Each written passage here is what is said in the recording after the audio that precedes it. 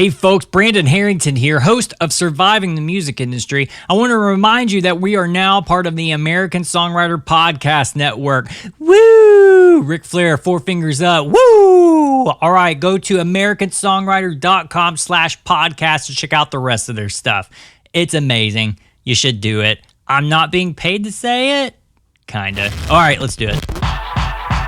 This is Surviving the Music Industry. I didn't think about how that sounded. Heyo, all you beautiful people out there. Welcome back to another edition of Surviving the Music Industry. I'm Brandon Harrington, and this is the part where you hear me complain, trying to figure out how I'm surviving this thing I call music. It's not your music businessy thing, you know, and I do cuss a lot, so fuck that. You know, don't go to me for any of your queries. I want you to hear my queries. And if anybody relates, it's just all the better. And then I get to have pretty gnarly conversations, especially in this episode. It's Chris Bandi. Never met the guy. I know people around the guy.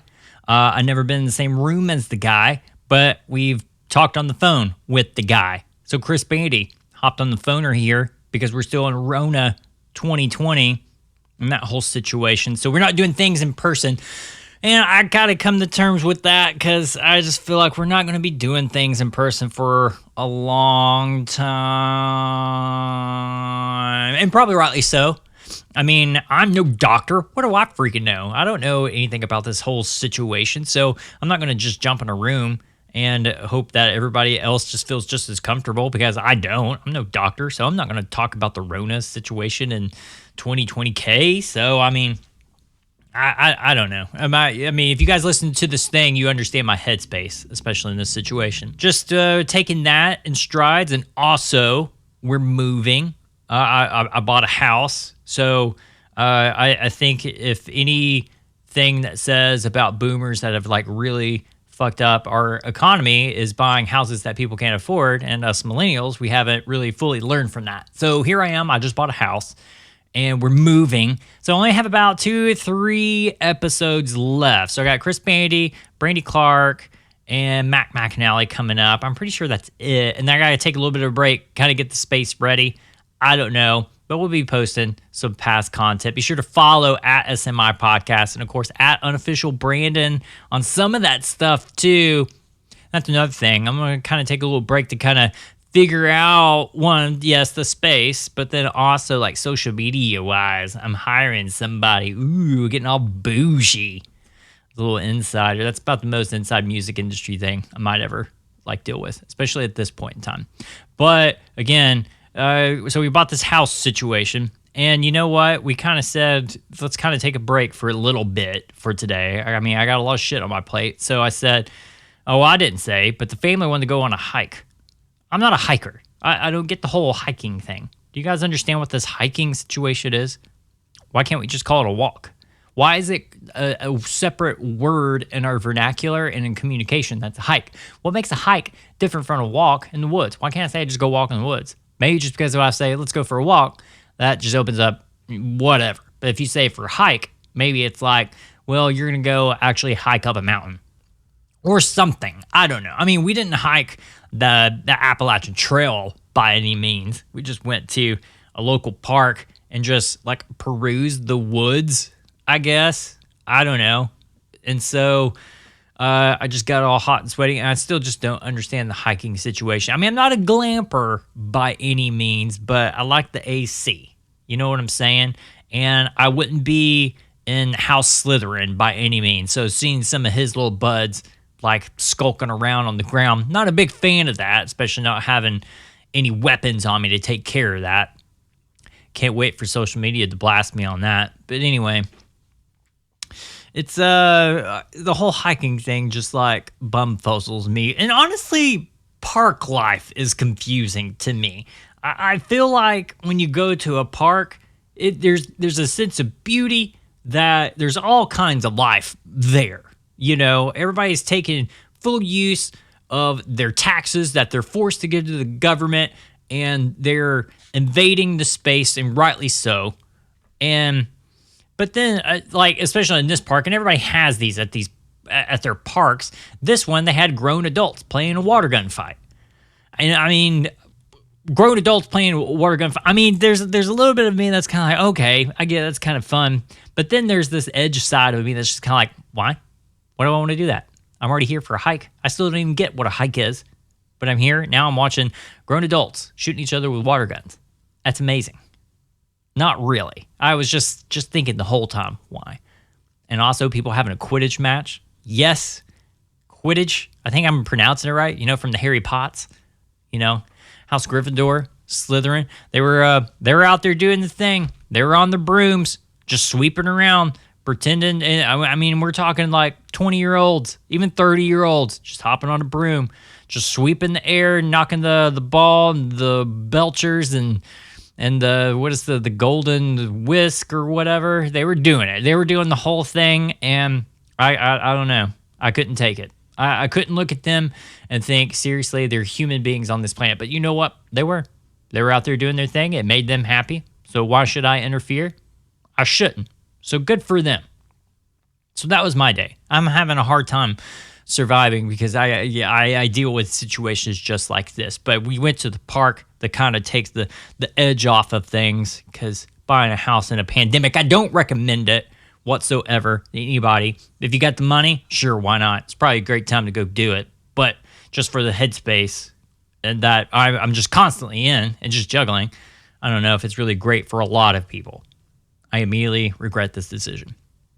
But all that to say, I didn't regret this decision to have this little talkie talk, Chris Bandi. It was good to meet him over the phone, had a little phone chatty chat.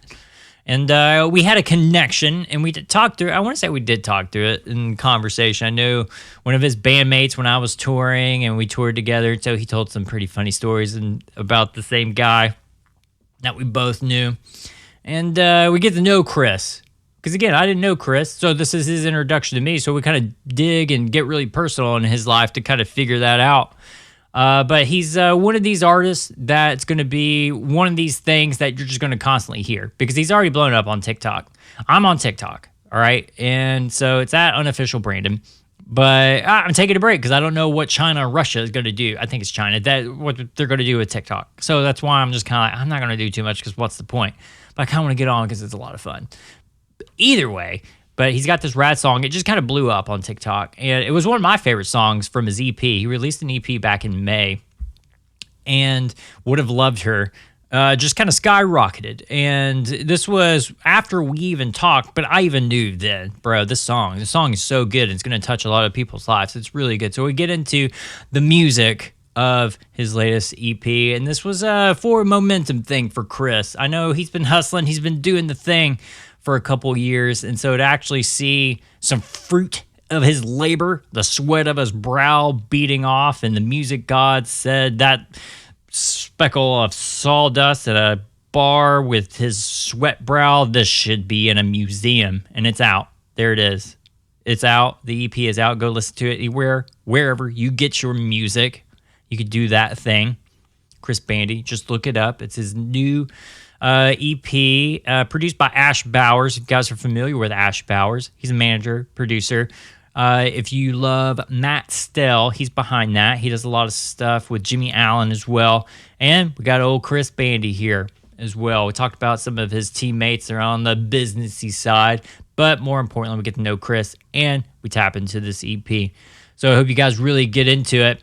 Best way to get in touch with old Chris Bandi is to go visit his website. Just go check in on those updates. See if there's any tour dates there when that starts popping. ChrisBandi.com. Give him a follow at Chris Bandi. Facebook at Chris Bandi Music. He's got the YouTubes. He's got a lot of stuff out. So go get it. All right, enjoy the combo. This is Chris. Dude, what's up, man? How are you? I'm all right, man. Thanks for doing this. Thanks for hanging out. Absolutely. Thanks for having me on. The only reason I know this, I only know like 5 area codes, like in my entire brainwave. And I saw 314, and it's only because of country grammar. That's the only reason I know that you're from St. Louis. Oh, yeah. Well, I think Ludacris talked about us, too, because he had hoes in different area codes. Of course. And I didn't think about that. He had one in St. Louis. So I'm in Nashville. I have been in Nashville for 7 years now, 7.5 years now. And I cannot get rid of my number because of the last 4 digits. I don't feel like I could give that up. I'm not going to say it on air, but I got to look now because that has me interested. Oh. I can't get rid of that, so I can't switch to a 615 number yet. Yeah, okay. That makes sense. Okay. Okay, it's funny to me because what are the chances of getting those 4? And I have no idea. Yeah, there's no way you could get that in Tennessee. There's no way. Right? Wow. You and lucked sometimes out. when I give people my phone number, they think that I'm joking. Yeah, right. I'm like, no, that's really it. Yeah. They're like, I'm going to call you right now just to make sure. Yeah. Okay. I mean, like, if this was like your garage door opener code, like, you'd be broken into, like, no doubt. So, yes. I mean, it's that easy. Daily. Yeah. I mean, this is a Michael Scott, like, phone number, you know, like from The Office. This is something like he would definitely have. You lucked out on that. That's amazing. Yeah. My cell phone number is a number that used to be a contractor. And when I first got the 615 number, it was in the middle or like in the end. It had to be the end. So it was like in the end of the Nashville flood. So everybody wanting to fix their decks and everything, I got their phone calls. And to this day, I still get their phone calls. And I can't change it. Everybody knows it. Everybody that knows it. Yep. It kills me. You should have started contracting on the side. No, there's no way. Made a little extra dough. These little baby hands, there's no way. I mean, it's cure-all for this guy. There's no sweat in this brow whatsoever. Dirt in the nails, I'm over that, man. No way. Oh, yeah. That's why I'm a podcaster. I'd rather sit in a dark room and talk to gnarly people instead of, like, sweating outside. Hey, you got it figured out. I do. Yeah, millennial. I'm your elder millennial, man. You should listen to what I'm saying. No, okay, so St. Louis is the thing. Were you in St. Louis? Was that like the hardcore in the urban? Like, what neighborhood was it? So I was in St. Louis County. Grew up in St. Louis County. We moved 3 times when I was a kid. Grew up in Baldwin, Missouri. And then my parents moved out to Wildwood when I was in probably about 4th grade. Okay. And then 8th grade, we moved to an area called Chesterfield. And but my school was in kind of more towards downtown St. Louis. It was in Creve Coeur area, but we could get to Busch Stadium in 7 minutes. Okay, yeah. It seems like urban. I mean, it sounds urban to me, like in the city, like you're there in the heat of it. It's very, St. Louis is really spread out. And that was one of the things that threw me off when I moved to Nashville. The first time passing through downtown Nashville, I was like, that's it? That's the downtown? I think there were 5 skyscrapers at the time that I moved to Nashville. Right. But I was so thrown off because St. Louis is huge. It's and massive. It spans a great distance. So my high school was kind of on the outskirts of St. Louis, the city. It may have been looped into St. Louis City, but I always grew up in St. Louis County. Okay. I mean, did you have like suburban life? Because you're not necessarily in the country. Like, what would have been? I did. Yeah. Okay. Grew up very suburban life. Stranger Things kind of vibe. Bicycles, the street lights, that kind of thing. Cul-de-sacs, absolutely. Yeah. Okay. Yeah, I'm feeling it. What's your? Tell me about mom and dad a little bit. Who are they? Mom and dad. My mom grew up right over the river in Illinois, Granite City, Illinois, which is a big steel mill town. Grandpa worked there. A lot of her family still works there. My dad grew up in Cleveland, Ohio, which he went to school in St. Louis University, and he stayed after graduation, and they met at work one day, and still married to this day. They celebrated their 32nd anniversary in April. Oh wow, dude, that's I mean, in this day and age, that's a unicorn. That's insane. Yes. So I am very lucky for that. Dad was in incentives, which I to this day have no idea still what it meant. I think he was I've asked him a million times. Okay. So I think he used to be a consultant, and he would go into other companies and kind of put programs in order to incentivize their workers to work a little bit harder.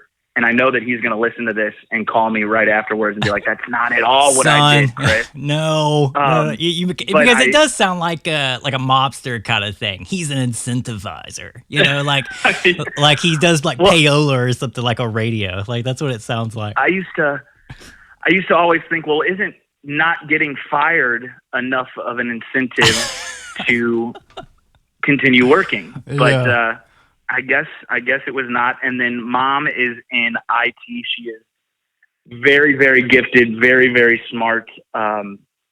She is in data security. So, making sure people can't, hack into big data, mainframes and stuff like that. So wow. She's worked with the FBI and stuff like that. So yeah, I'm very, very proud of her. Oh, wow. That's amazing. Does she know like anybody from Anonymous? Does she know how to like get a hold of them?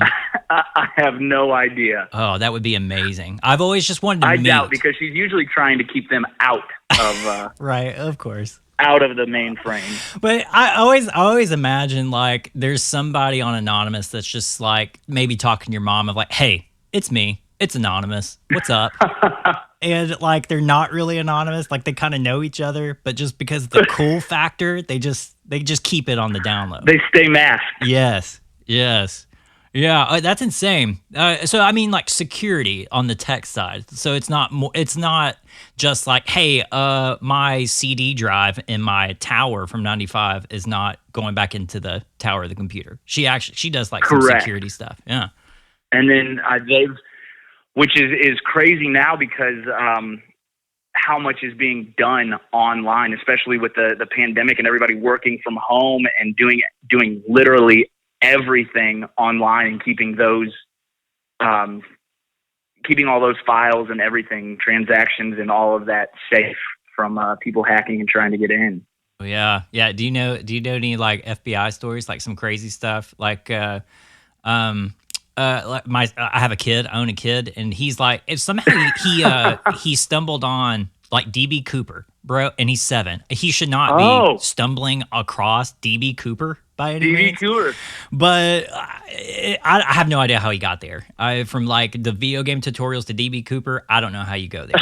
But somehow I'm gonna have to ask, dude. He knows about Area 51. Dude, he went down that rabbit hole of like just video after video, and then like I walked in the room, it was like, bro, what are you watching? And it was talking about DB Cooper. And so I got on the train myself. I got really fascinated by like frauds and scams, like especially over tech. And so I didn't know if your mom ever like shares any of that stuff with you. She has not, but I'm gonna have to see if she has a folder hidden at home with all this classified information. Bro, you have to, because that's stuff that you can sell on the side. You know what I'm saying? Like music, you're great at music, but man, I mean, there's nothing wrong with a little side hustle. I don't know. People aren't too nice to whistleblowers, so good point. I'd have to keep that info, take it to my grave. Yeah, but you're in country. It's not like you're in rap. Like 6ix9ine, like that dude. Like I never liked that guy's music whatsoever. But but all those rappers just hammering on that guy for ratting them out. Oh, it's amazing. I love watching it. But yeah, you're in country. What's the worst that's gonna happen? You don't get invited to a bonfire. You know what I'm saying? Oh yeah. Well, I guess that's pretty detrimental, especially in Nashville. Right? Yeah, it is. We need that for experiences. Now that I really think about it, that is a game changer to the poorhouse for you. I get it. Yeah, it is. I get it. All right, so everything seems normal. You know, middle America, mom and dad still love each other, or maybe they're forced to love each other. I don't know how you feel about that. 35 years, that's a long time. They're still very much in love. Okay. Yeah, that's just a rare thing, man. Oh, yeah, I've got a great example to live by.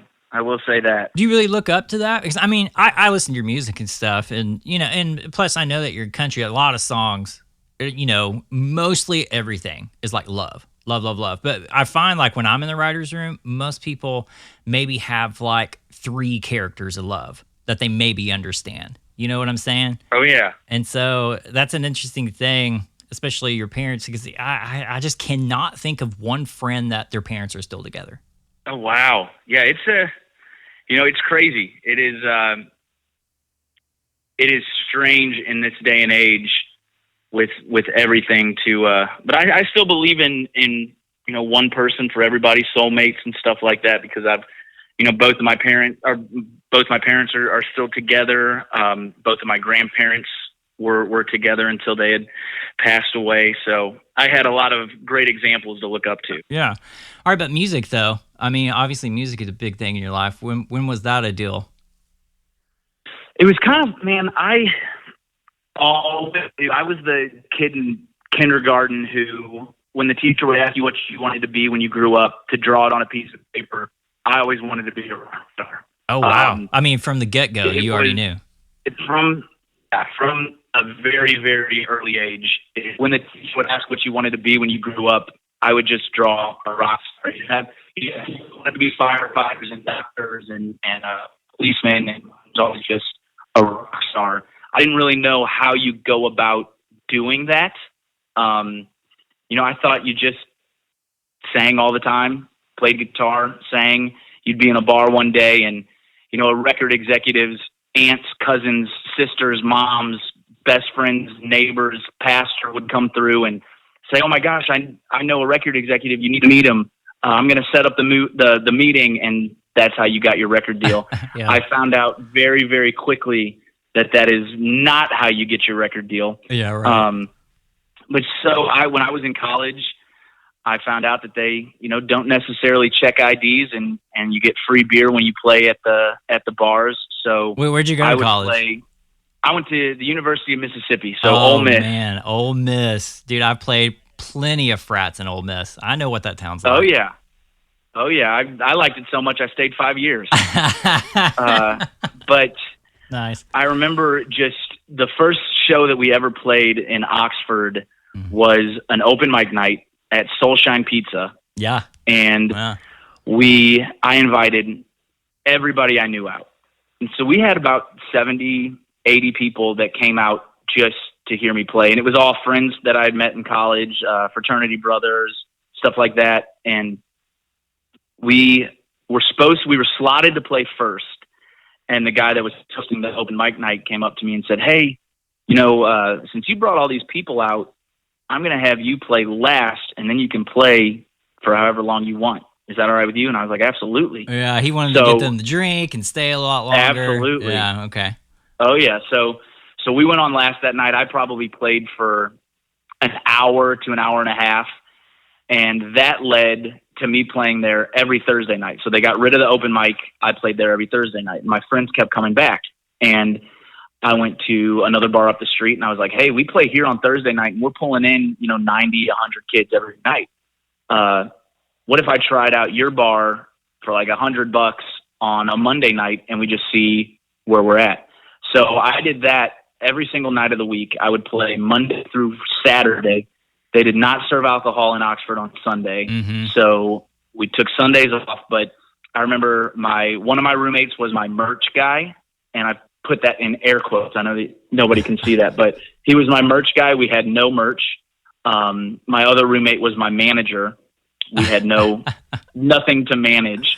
But they were part of the crew, so they got to drink for free as well. Nice. And then, I found out that there was this magical place called Nashville that you can tell people you want to write songs for a living, and, nobody thinks that you're crazy. And 6 days after I graduated, I made the move up to Nashville. Yeah. Okay. All right. Yeah, there's a lot to unpackage there. So especially like, dude, you're just a popular kid, like in college. Like you were like the party. Were you in a frat or anything? Did you do frat life? Yes, I was in a fraternity. I was a Kappa Sig at Ole Miss. That's the thing, dude. Frat life is just a whole nother level.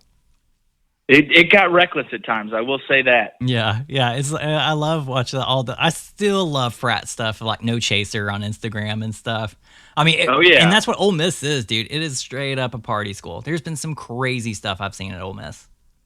Yeah, it was, I think, my senior year of high school, the summer going into my freshman year, it was ranked number 2 party school. Of course.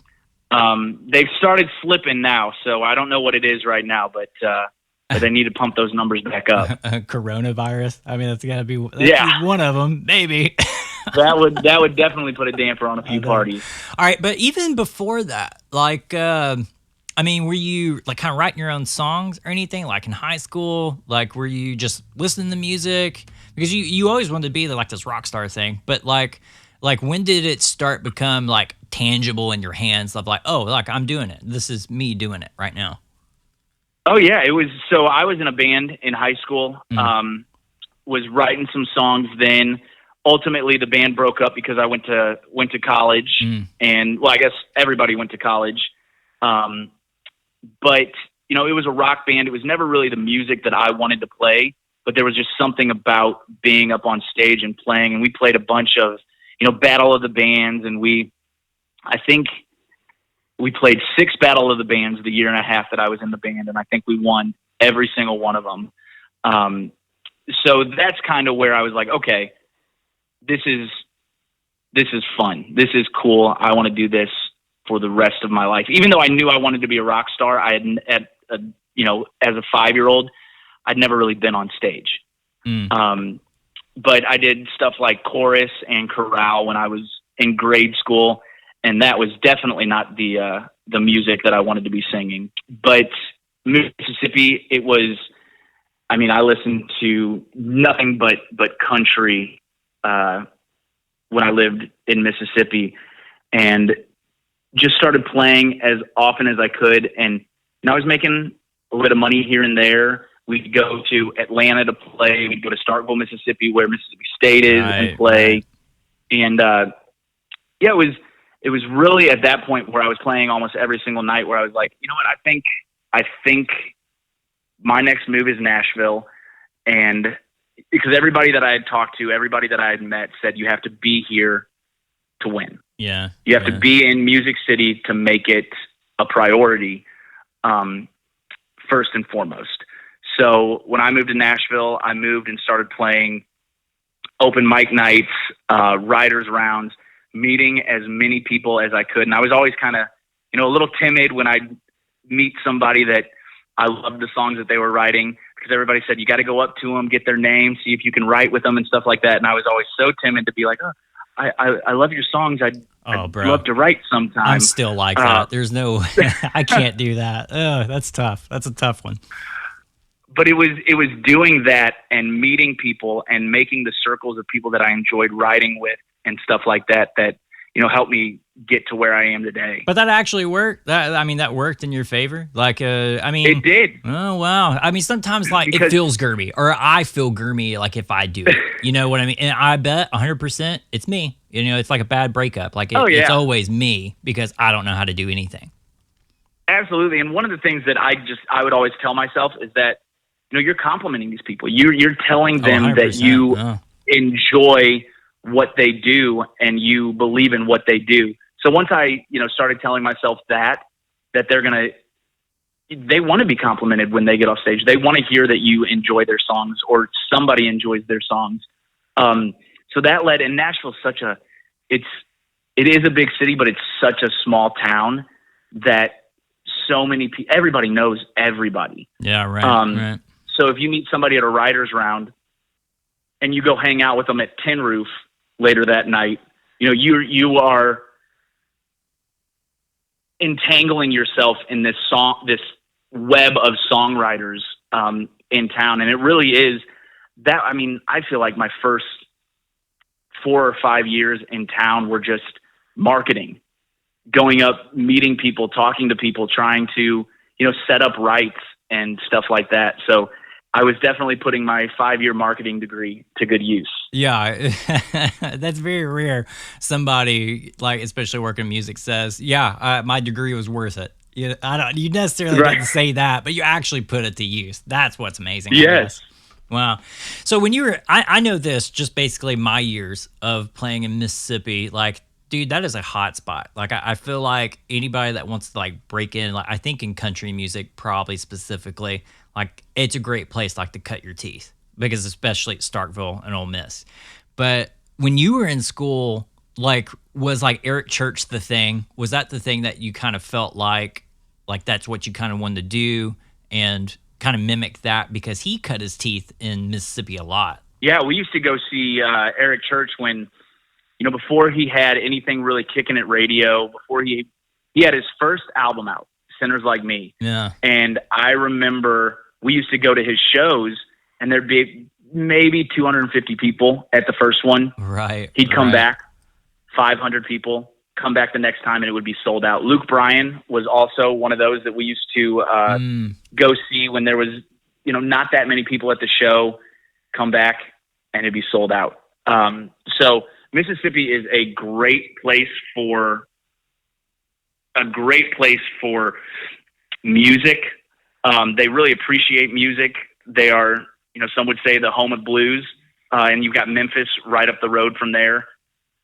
So it was definitely an amazing place to cut my teeth. Yeah, well, I think it's a great place. Like if you're going to do the party thing, like I feel like it's almost like boot camp for stadium tours. You know what I mean? Because even like Luke Bryan is like, he's that dude. Like he is a party like stadium guy. Obviously Eric Church is as well. And like, I think that's maybe the best like way I can envision or like put something like on Mississippi, like on especially those two places of like it's just a great place to cut your teeth. And it's amazing how many people like broke from Mississippi that do the thing in Nashville. But for you, did you like when you were jamming in Mississippi and before going to Nashville, like I'm sure you were writing your own songs, but did you just have a lot? I was writing. I would write every now and then, but I did not sit in my room writing songs every night, every day.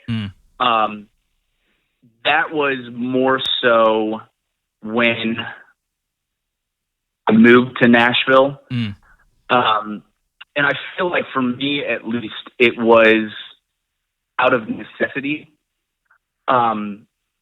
Because when I first moved to town, people were telling me to tell mantra in my songs. And, I didn't grow up in a state. I didn't grow up riding around in jacked up trucks. I didn't grow up going to bonfires every weekend. I did a lot of all of that stuff in college, but I wanted to tell my story in my music. Was the thing of you always knew like you wanted to be this quote unquote artist instead of a songwriter? It was never...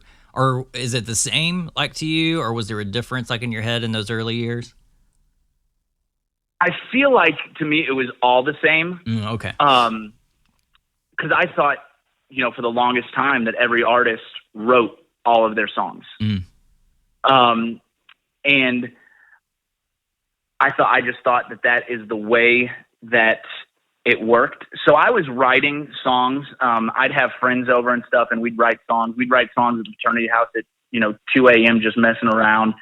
But I did not really dive into it and look at it kind of as a science until I moved to Nashville, and I got ingrained with such an amazing songwriting history, and I got to write with some of these people whose songs I had been singing on stage for years.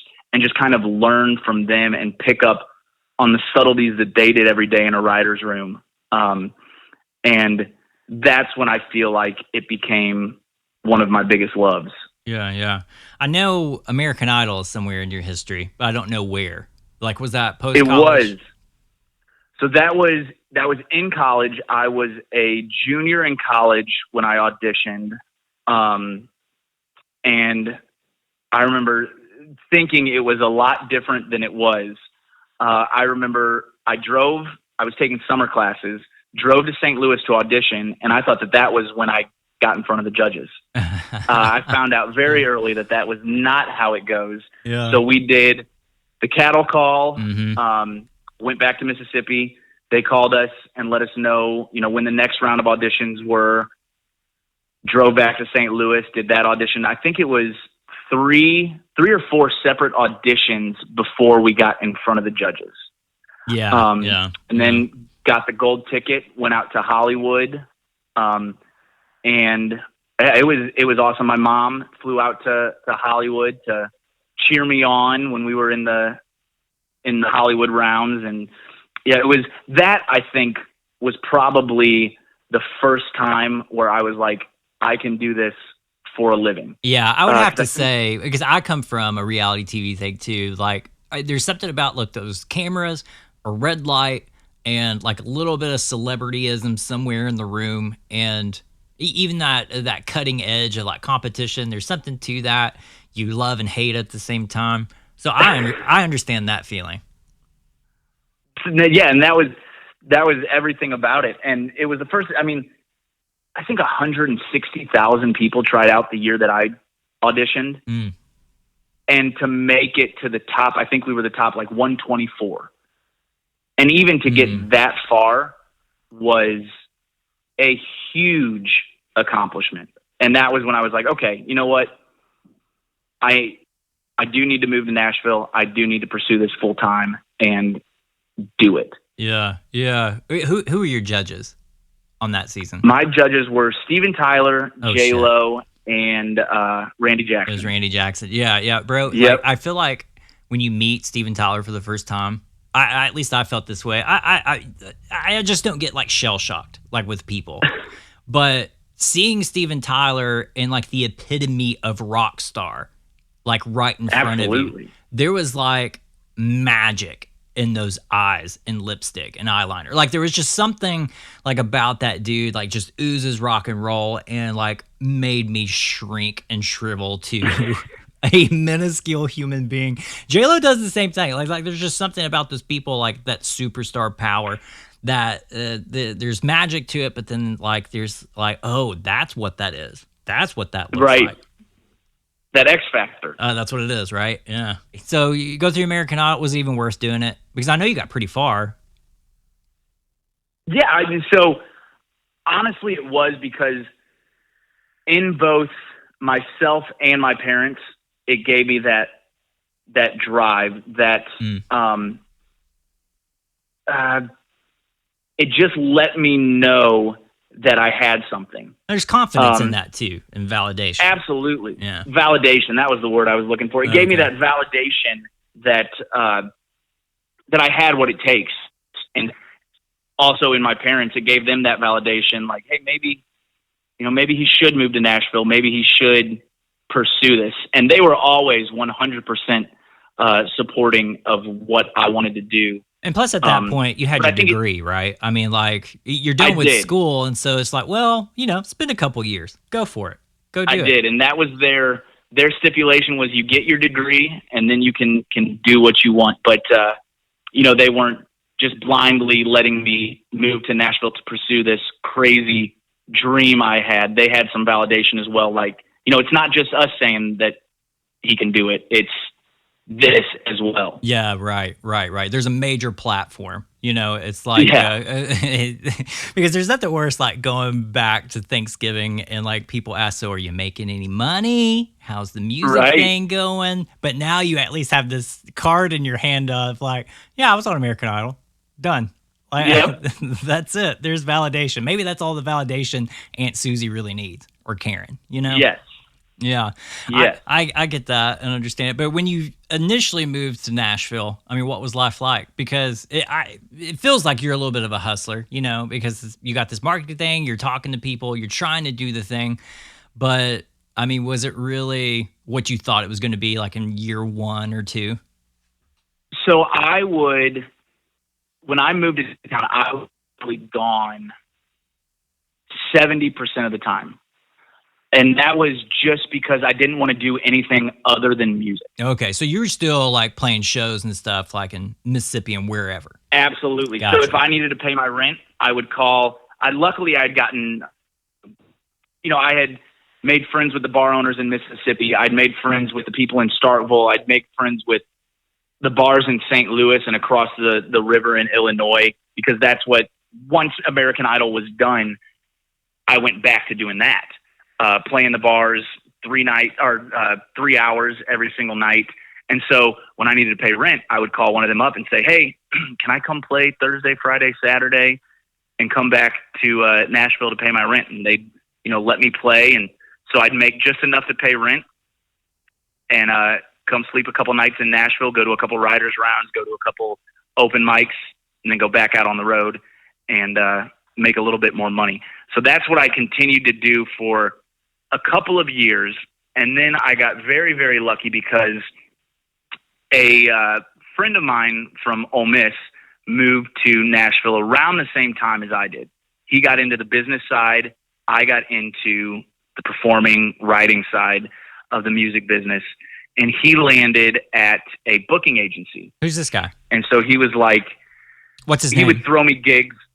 Brendan Rich, who is now my manager. We've been working together for a long, long time now. But he's one of my best friends in town, and he started throwing me these gigs under the table. He'd say, "Hey, I got this offer for $250 in Athens, Georgia. Do you want to go take it?"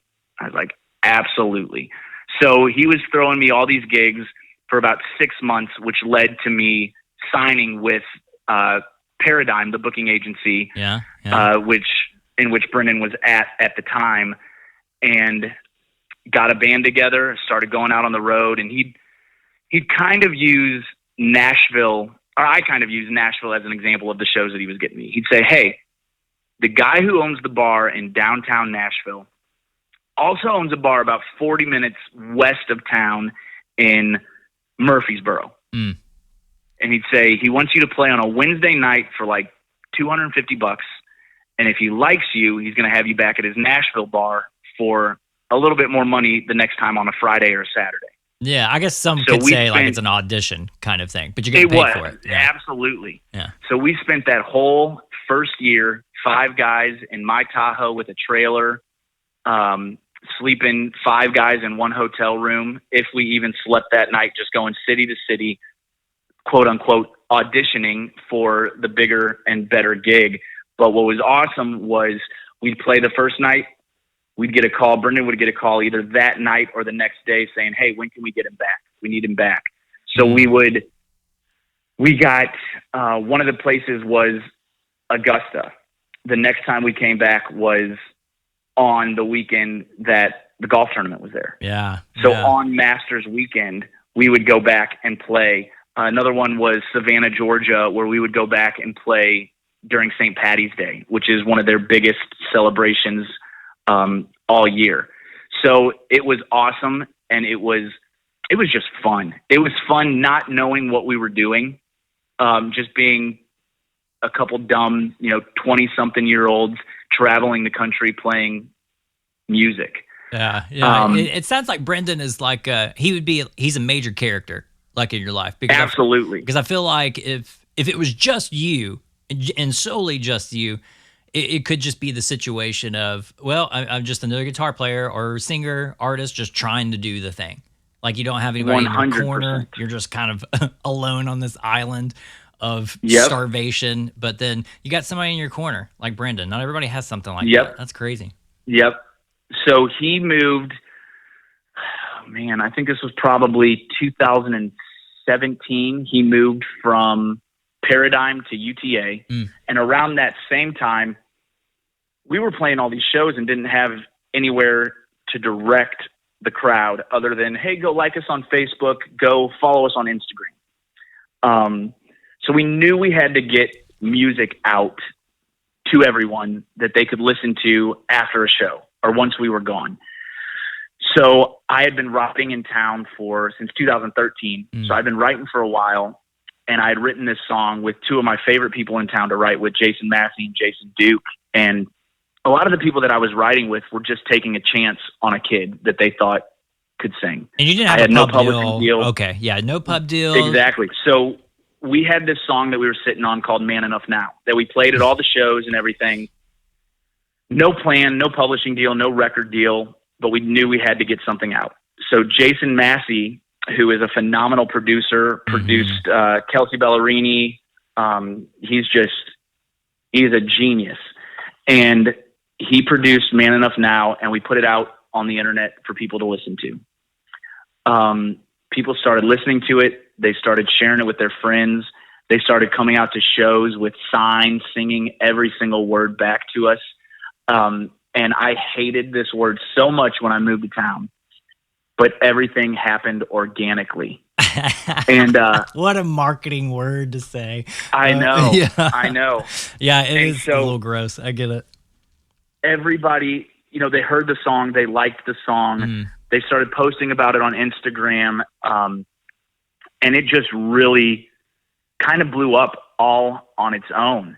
Now, what made you pick that song, though? I mean, from the get-go, yeah, you're in the songwriting room, you feel something. It's a great song. I'm sure that's all you probably thought that day when you got out of the session. Yeah, we got a great song. This is a really good hit. I'm going to sing it on the road. But then now, at this point, bro, you got songs in your catalog because you're playing shows. Right. So I think just how personal it was.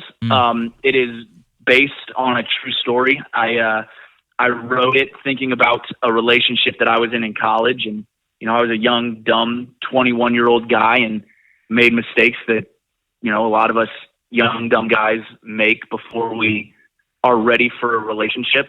And so I was thinking about titles to bring into that day. And I was wondering, had we met a little bit later in life, would it have worked out, or would we have still broken up in the end? Because when I was with her, I wasn't ready for a relationship. But at the time that I wrote the song, I felt like I was man enough now for a relationship. And so when we wrote that song, we felt that we had something special. And I kind of knew that day that no matter when it was, how we did it, that I wanted that to be my first single. Oh, you knew from the get-go. I did. That's a very rare feeling, I feel like. I did. I knew it was special. I knew that it was, like I said earlier, when I moved to town, people told me to tell my truth and write songs about stuff that I knew about. And that to me was, at the time, one of the most personal songs that I had written. And I just had this feeling, and I've had friends ask me, so if, say Tim McGraw or somebody heard that song and they wanted to come, would you have let them? Yeah. No, that song is so personal to me. It means so much to me that I just need to hold on to it and cut it myself. At this point, I knew about, especially this time in your career, I was playing with a player, I think that was playing with you. And I remember listening to this song because he showed it to me, and it had shit in it. And yeah, that was he never told me, and just me as a music consumer, I just listened to it. Oh yeah, that's awesome. A country song with a cuss word. That's not very often, and you're not going to see it on radio. Great. Right. But yeah, so at this point, was that the original version, especially when you guys walked out, or did you change it at some, I know obviously you changed it at some point, but I guess when was that change? So yeah, the original version, the first one that we ever put out, and it was kind of funny. We sat there for literally 30 to 45 minutes thinking, do we say shit? Yeah, I know. We can't say shit. You sweat over that. There's no way a radio is going to play this if we say shit in it. But all of us, we just kind of laughed, and we were like, well, hey, you know what? When it comes time for that, we're all going to be in a great position, because that means, one, radio is going to be playing it. Two, it is an easy fix. Yeah. So we put it out the original way with shit in it. And when we knew that we were taking it to radio, I went over to Jason's house and sang a version with myself in it. And yeah, it was an easy fix, and we were all just super excited that it was going to get, it was going to be the first single going to radio. Yeah. I get that feeling, though. And I always laugh at these conversations, because it's like when you write a song, like Blake Shelton, if it has coffee and maybe you're writing the song with Blake Shelton, he's not going to sing it because he doesn't sing songs about coffee or whatever. But the things that we sweat over, and shit is at least a valid one, the sweat over, and think about okay, well, what should we do? But I just love, in a 3-hour session, you spend an hour just talking about one word. Oh yeah, and it was one of those things too where we were trying to think what we can put in its place. Yeah, right. That holds as much weight as grew up, got my shit together. Because there's so much weight to that. Ugh, it feels so good. I love it. Yes. Yeah. So we still sing it that way live. Do you? Okay, good. Because there is something powerful in that statement. I mean, to have your shit together, or just to have my stuff together. Right. There's just something so different and empowering about that. But something about I don't know, sensibilities, conservatism. I mean, we're in 2020. It's crazy to think that we still have explicit ratings. Right. It's a weird thing in my head, especially my kid is looking up DB Cooper. So I don't know what. It's just a weird thing. I'm just now realizing. So now I got to ask though, who did you play with that I played with? Oh, Brett Nelson. Brett BJ. Nelson. Yeah. I was playing with Brandon Lay at the time, and so he was kind of bouncing back and forth, and so that's the connection between us. That's awesome. Yeah. Good old Brett Nelson. Yeah, he's a nice dude. He's a little homeschool, but he's a nice dude. Yes, he is nice. Yeah, we like to joke about him because every time we played in St. Louis, he broke something at my parents' house. 100%. That's amazing. Every single time. One was like a bar stool in the basement. Oh, man. I was joking with my girlfriend earlier. So there was my first ever show back in St. Louis as a full band. Uh-huh. We got booked to play a full band show, and I'd been playing all the acoustic shows. So this was like going to be where we're going to rock it out. It was in your face. Here I am. Mm. We got to the show. This is one of my favorite tour stories ever. Got to the show. My guitarist left his guitar at the venue the night before. So we showed up to sound check. It was not Brett. It was not Brett. Okay. But we showed up to sound check, and he kind of laughs as we're unloading the trailer. And I'm like, "What's up?" And he hands me his guitar case, and it is light as a feather. Bro, you have one job. And I start freaking out. I'm like, "What are you? I mean, you're a guitarist. Mm-hmm. You have one job. Right, 100%. Where's your guitar?" Bro, show up on time. At least he got on time, right? You know what I'm saying? Oh, yeah. But had I not been driving, I don't know if he would have shown up on time. So we go to we're calling every single local music shop that we can find on Google. Like, hey, do you have something we can rent? We'll bring it back tomorrow. Do you have something I could buy? We called this one. It's 5 o'clock on a Saturday. I think it's like 4:45 on a Saturday. This one is closing at 5 o'clock. And I'm like, please just sell me whatever guitar you have that we can play tonight. So I am the proud owner of a brand new electric guitar this night. I'm like, all right, crisis averted. But was it like a first act or something? Like it was a Gretsch. So it's a guitar that I still own to this day. All right on. They cut me a great deal on it because they saw how in dire need we were for a guitar. And you're sweating bullets, and they're just like, yeah, here you go.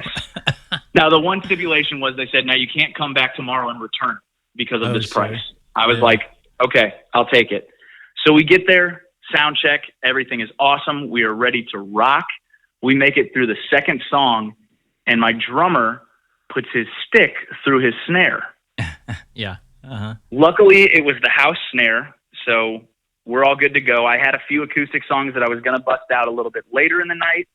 We just bumped those to the front. The guys go out to the trailer to grab the extra snare, and they break the key off in the lock to the trailer. So I love this. This is our pets' heads are falling off moment, like in one night. Oh my gosh. So I do not know any of this because I'm still playing. I'd rehearsed 3 acoustic songs. Luckily, I had done acoustic shows prior to this, but I'm done with my 5th acoustic song. And I'm thinking, when are these guys coming back? They've got to be coming back soon. All of a sudden, my drummer walks in with the broken in half key and walks up like stage left. And I kind of look back at him like, what the hell's going on? Yeah, and he holds up the key and it's broken. I'm like, I don't know what we're going to do. I have no idea. Play 2 more acoustic songs. I have, to this day, do not know how they got the lock off. But he comes running in with a new snare, finished the show. It was awesome. We go back. My parents are throwing a little party for our friends and family that we invited back after the show. One of my mom's friends, this is the Brett part. One of my mom's friends brings a very nice bottle of E.H. Taylor, which is a single barrel bourbon. Oh yeah. That as a congratulations. Nice. There were probably 10 or 12 of us there. We all took a shot. We took a shot. went out to the bonfire, we're hanging out, come back, and Brett had drank the entire bottle of bourbon. I was like, are you kidding me? Not sharing with the class. I mean, that was my Brett. present, and you drank the whole thing. To me, But this that is a will little bit tell you classic everything Brett. you need to know about Brett Nelson. Oh, of course. I heard 110%, and he broke something. I'm sure of that night. And he broke a bar stool. That was the. Oh, I have some, like, we'll have to hash out some Brett stories later, because I got plenty of them too. And because we did not take it easy on that dude. That's probably why he liked touring with you than us. Oh, that's funny. All right, so back to Man Enough Now. You did the song, and you knew it was an instant hit, which that's an incredible statement to say that to begin with. I don't think there's a whiff of I don't know what the exact word is, but I hear the humility in it. Like there's nothing like crass about it. Like you just knew it was a hit. But it obviously became the thing that it was. I don't know if I would have said that I knew it was a hit, but I will say that we all knew that there was something special to it. Okay, it was important to you, because I have to agree, Yeah. because I think it's a powerful song, and it's crazy that it's a mid-tempo song, and it did very well, like streaming wise, because I feel like any suit would tell you, no, don't do that. But this was like the most vulnerable, like bio song like you could have like put out. Absolutely. Yeah, I think that was the winning card, right? Oh yeah, I think what really helped us out is how relatable it is. Yeah, right.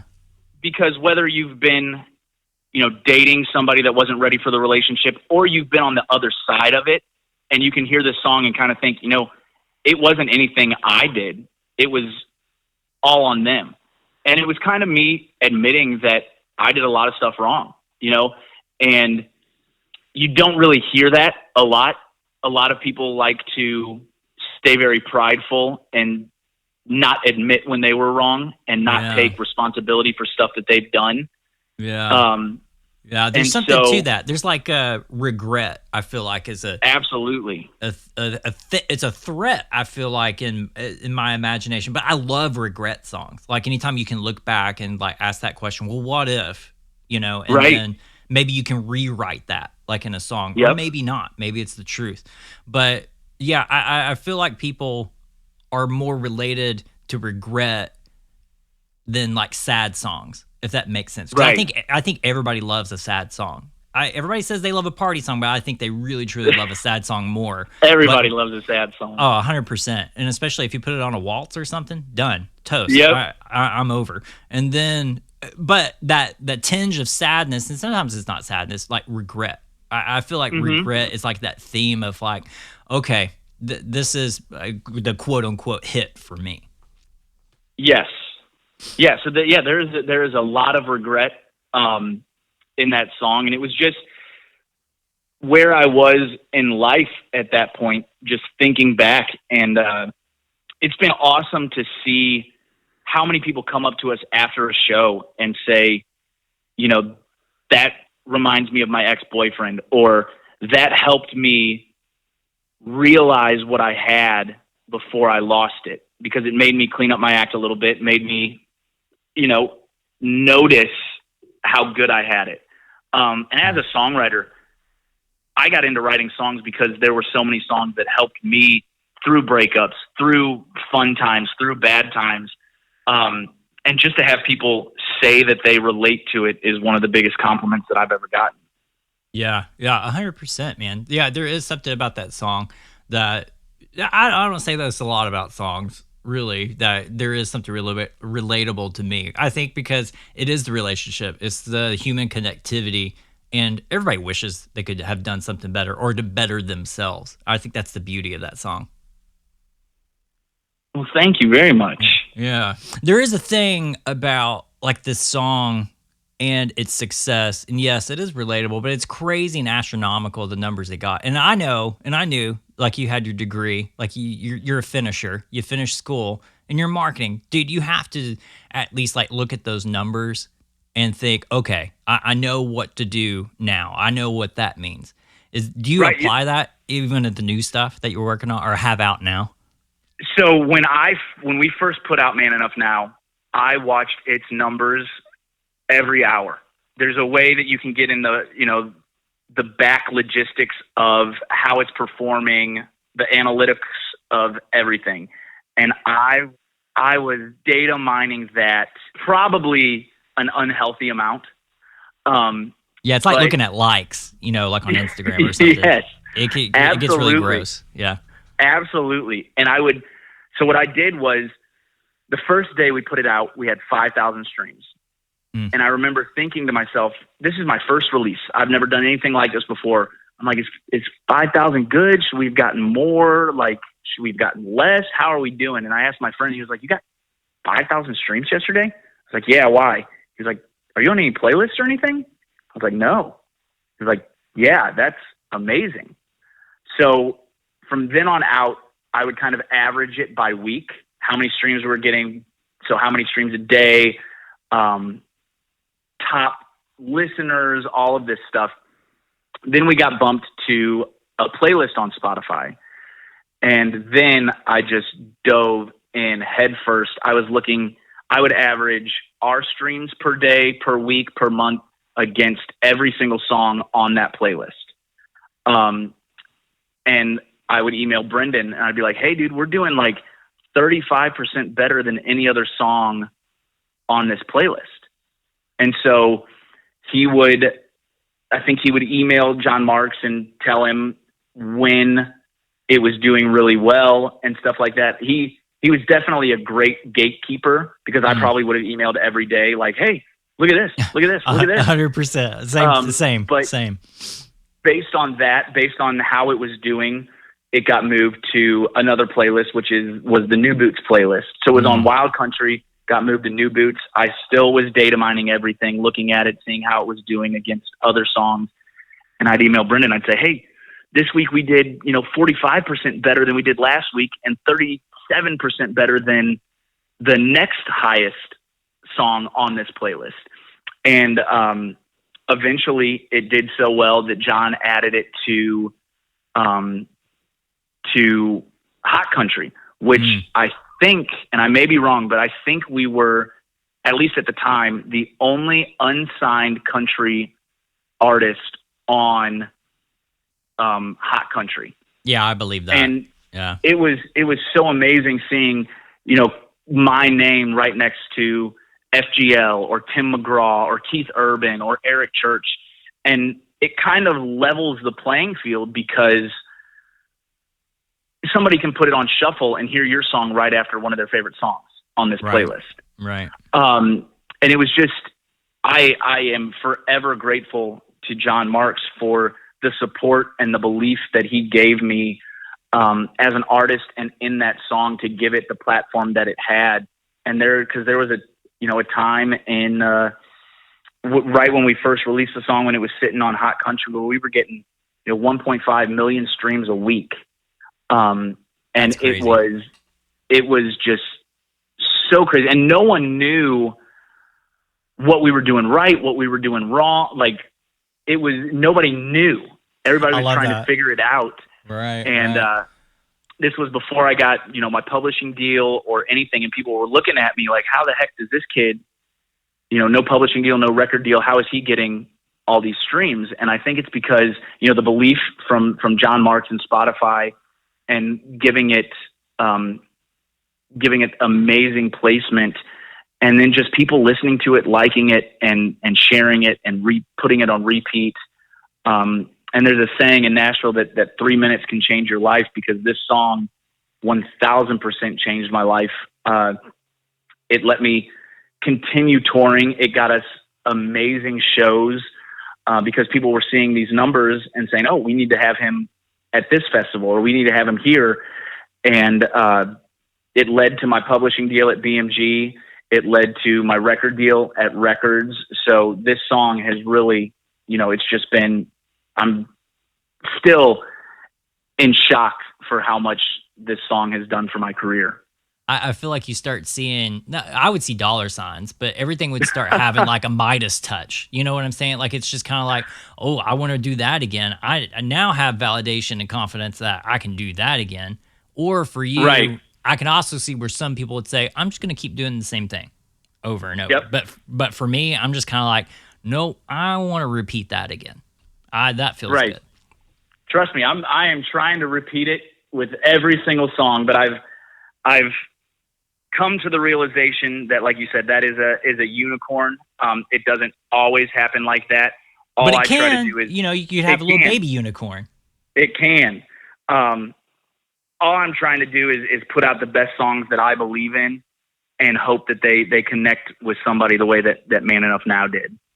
Yeah. I love the EP though. Yeah, I love the Michael Hardy tune, "Dirt Yep. on Me." To me, Yep. that screamed Hardy. It was just kind of like, okay. Like, if I had to, and I usually do this when I listen to the song stuff. Like, all right, who's the co-writers? Who's doing the thing? And I nailed "Dirt on Me," and then They Make Whiskey. That's another one of my favorites. I like on Thank this you. thing. Yeah. Leave It to a Song. Yeah, there's a lot of nostalgia things like to your writing, or at least like in the songs that you have. I mean, we're even talking about like regret. Regret can be nostalgic. It's kind of a negative Yep. thing, but nostalgia it's a beautiful, relatable thing in writing.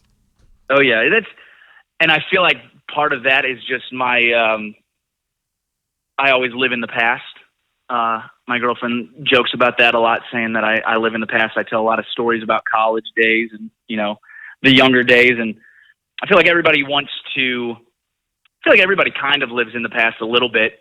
And it's just one of those things that everyone, like, leave it to a song. There's something about music that can bring you back to being 17 years old again. There's something about music that can bring you back to hanging out around your friends, parents' patio. It's such a special thing.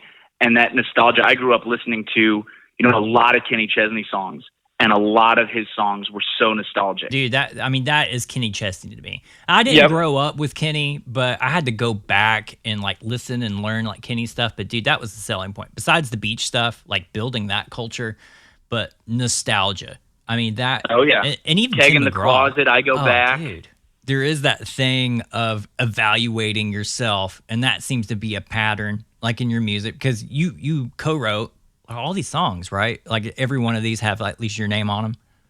So I co-produced the EP. Okay. Leave It to a Song, Dirt on Me, and Free. I did not write.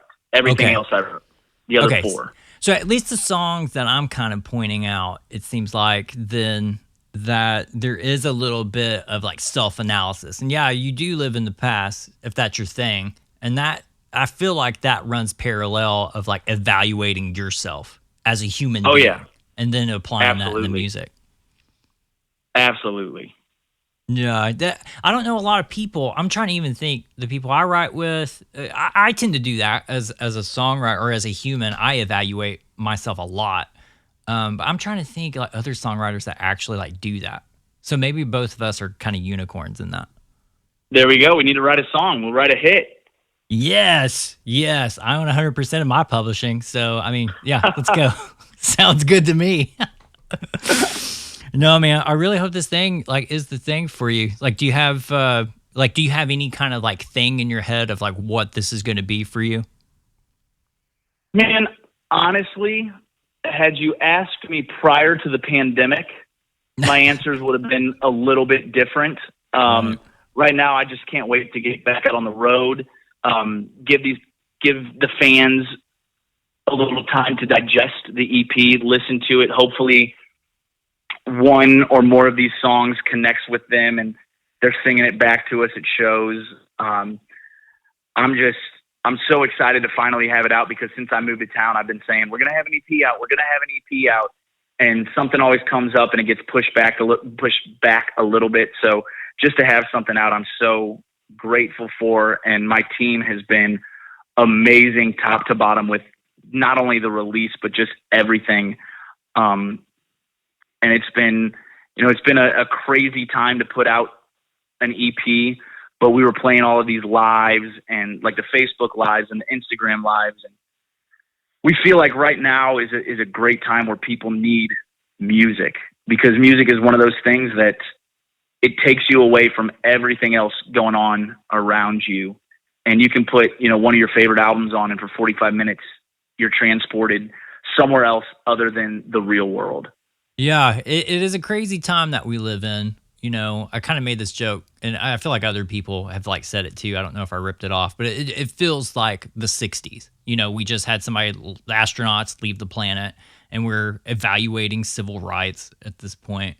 But man, what a crazy time to try to bring any kind of spark into humanity. Right.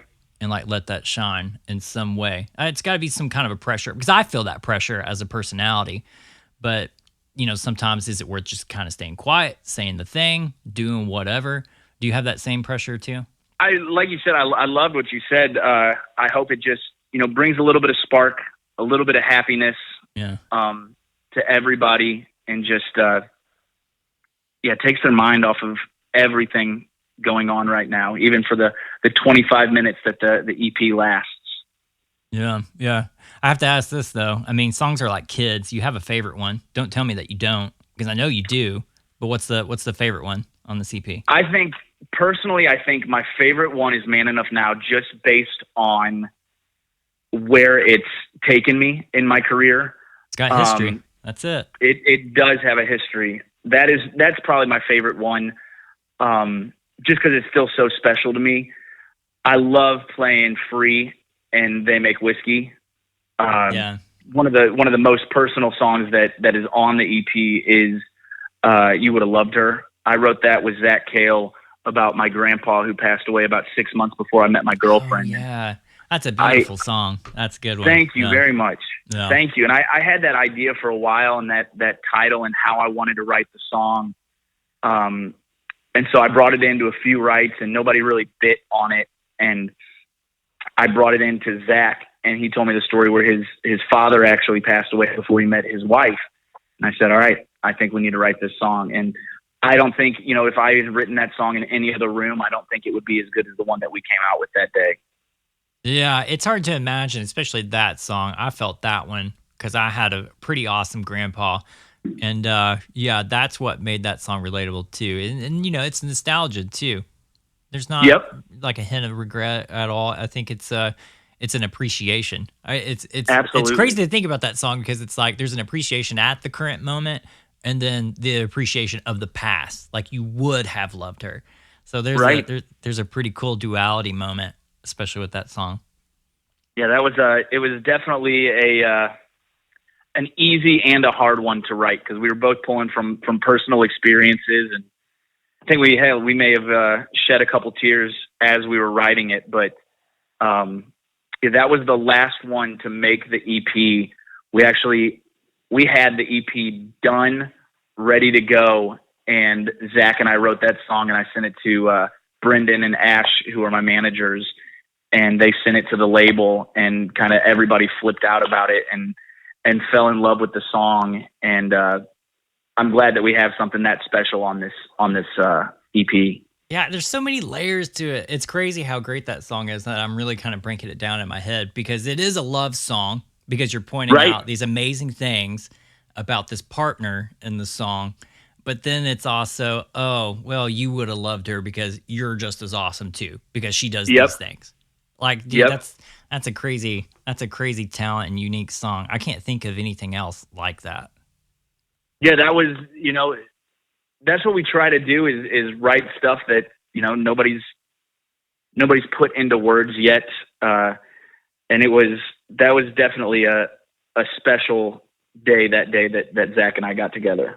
I think we may have had, a couple people looking down on us helping write that one.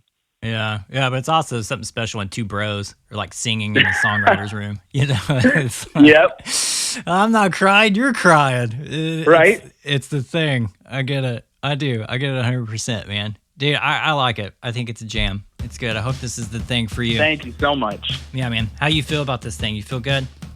I feel great. He should feel Gucci gold. It was a great conversation. I really love getting to know Chris Bandi. That website again, chrisbandi.com. Go give him a follow at Chris Bandi and on Facebook at Chris Bandi Music. Let him know that you enjoyed the conversation. You enjoyed diving into the EP the way that we just did. Just that vulnerability, human to human, connectivity as much as we can in connectivity. All right. That's kind of brings up another thing. You guys need to reach out to us if you ever need anything. Feeling alone in the headspace, go to @SMI Podcast or @Unofficial Brandon. I pop in. I'm a little slow these days. I'm moving. Again, only got a few episodes and taking a little bit of a break just to get the new space ready. And of course, SMI Podcast. Go to smipodcast.com if you need anything else. You want to drop us an email. And we got all our past episodes and content from there. A lot of things are cooking in the kitchen. Be sure to keep up with us so you're in the know. If you enjoyed this conversation, all I ever ask is that you just share it with a friend. Share it out in the world. I'm not going to make a contagious joke. That's immoral and improper right now, so I'm not going to do that. But I want you guys to stay safe out there. Wear your mask. Don't be fucking stupid. And then also take care of the rest of humanity, even though humanity doesn't take care of themselves. All right? Love you guys. Stay safe. Happy surviving.